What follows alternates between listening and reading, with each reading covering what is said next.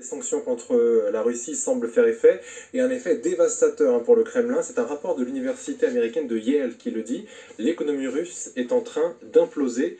Elle sera bientôt paralysée. Nous sommes en direct avec Alexandre Kateb, économiste et maître de conférence à Sciences Po. Bonsoir à vous. Le FMI disait il y a peu de temps que l'économie russe résistait mieux. Là, ce rapport fait un petit peu un son de cloche inverse. Qui a raison au final ? Oui, alors, écoutez, déjà, ce rapport, il n'a pas été publié par l'université de Yale en tant que tel, mais par la Business School de cette université. J'ai lu ce rapport, il s'agit de statistiques qui ont été compilées dans un but qui est clairement à charge et qui ne repose pas vraiment sur des données très sérieuses d'un point de vue macroéconomique. C'est pour ça qu'on peut plus faire confiance aux analyses et prévisions d'organismes comme le FMI par exemple, ou l'OCDE, qui donnent une vision plus réaliste de l'économie russe, qui certes a été très négativement impactée par les sanctions et par les derniers développements, mais qui néanmoins n'est pas sur le point d'imposer comme ce rapport en fait semble l'indiquer. Malgré tout, il y a quand même un millier d'entreprises étrangères qui ont quitté le territoire russe. Il y a aussi ces sanctions, évidemment, on en a beaucoup parlé ici sur LCI. Ça n'est pas de nature à faire imploser l'économie russe. Non, parce que en fait, l'économie russe est une économie très verticale qui dépend beaucoup des entreprises publiques et du système de redistribution publique, donc à travers toutes les dépenses sociales notamment, et à travers un certain nombre de subventions aux différents secteurs de l'économie. Et donc, il y a une capacité de résilience, au moins à court terme, d'un point de vue macroéconomique, d'autant plus que le prix du pétrole a augmenté par rapport à l'année dernière, ce qui s'est traduit par des recettes d'exportation significatives, même en prenant en compte la baisse des exportations vers certains marchés comme l'Union européenne. En fait, le véritable risque pour l'économie russe, il est plutôt de nature microéconomique, c'est-à-dire la perte du potentiel de production représentée par ce millier d'entreprises étrangères qui quittent le territoire. C'est tous les transferts de technologie, les transferts de savoir-faire que représentaient ces entreprises qui s'en vont et l'accès, bien sûr, aux technologies occidentales. C'est de ce point de vue qu'il y a un véritable risque, mais ce risque, c'est un risque plus de nature structurelle sur la durée. C'est pas un risque qui va faire imploser l'économie russe aujourd'hui. Le taux de chômage, par exemple, est resté à un niveau extrêmement faible en Russie et tous les paramètres macroéconomiques, y compris le déficit budgétaire, par exemple, sont à des niveaux aujourd'hui tout à fait corrects. Vous parliez de matières premières, pourtant ce rapport précise que les exportations se sont irrémédiablement détériorées, je cite. Malgré tout, on est quand même obligé de le constater nous aussi. La Chine a acheté davantage de gaz, par exemple, mais ça ne suffit pas à pallier tout ce que l'Europe n'achète plus. Là, le gap est énorme.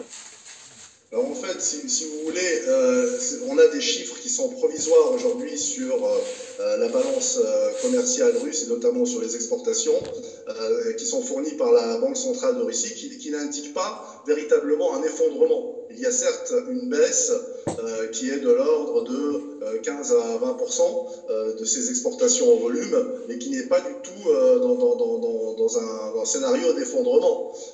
Ensuite, il faut voir qu'il y a eu des importations massives de produits pétroliers russes qui ont été faites par les pays européens récemment et en fait qui sont supérieures à leur niveau de 2021. C'est là tout le paradoxe de ces sanctions. Il faut rappeler que les sanctions sur le pétrole, par exemple, ne s'appliqueront qu'à partir de l'année prochaine. Et donc, en anticipant l'application de ces sanctions, il y a un certain nombre d'entreprises pétrolières, y compris européennes, qui aujourd'hui achètent du pétrole russe en utilisant différents canaux plus ou moins officiels. Il y a aussi d'autres pays, y compris l'Arabie Saoudite, par exemple, qui achètent du pétrole à la Russie et qui vendent en échange du pétrole saoudien aux pays occidentaux, ce qui leur permet de ne pas augmenter leur propre production tout en satisfaisant aux différentes pressions politiques ou demandes amicales qu'ils pourraient avoir. Alexandre Kateb, une question de Laurent Saïm. Alexandre, dans le rapport de Yale que vous critiquez, qui a quand même été fait par 24 chercheurs, ils disent que 500 000 Russes ont quitté le pays. 500 000 Russes qui avaient des fonctions économiques extrêmement importantes. Ça a quand même un effet contre l'économie russe, ça, non? Encore une fois, moi je veux bien qu'on me montre ces statistiques, sur quoi elles sont fondées, sur les sources. Pour l'instant, il n'y a rien qui est vraiment étayé dans ce rapport ou dans cette présentation, en fait. Et encore une fois, pour moi, ce n'est pas un travail sérieux.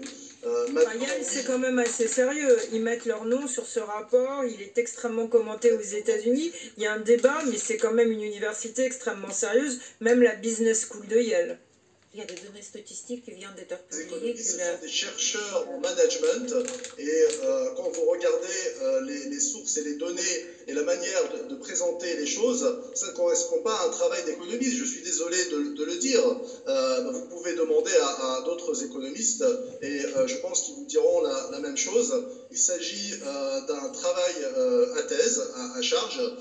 Maintenant, il faut reconnaître que l'économie russe souffre, oui, mais pour ça, il faut vraiment discuter sur des fondations solides et voir ce qui se passe sur le terrain. En même temps, il y a l'Institut... Pardon, Alexandre, excusez-moi, mais encore une fois, vous êtes certainement beaucoup plus calé que moi économiquement, mais il y a quand même l'Institut économique Peterson à Washington, qui est très réputé, qui dit que la production en Russie a chuté de 50% et qui, d'une certaine manière, accrédite...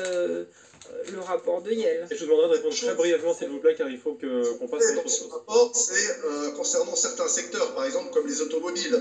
Oui, la production d'automobiles a chuté en Russie, la production de certains biens manufacturés a chuté. Ça, c'est vrai. Mais il faut savoir que ces secteurs représentent une part relativement faible de la valeur ajoutée russe. Ce n'est pas une économie exportatrice de produits manufacturés.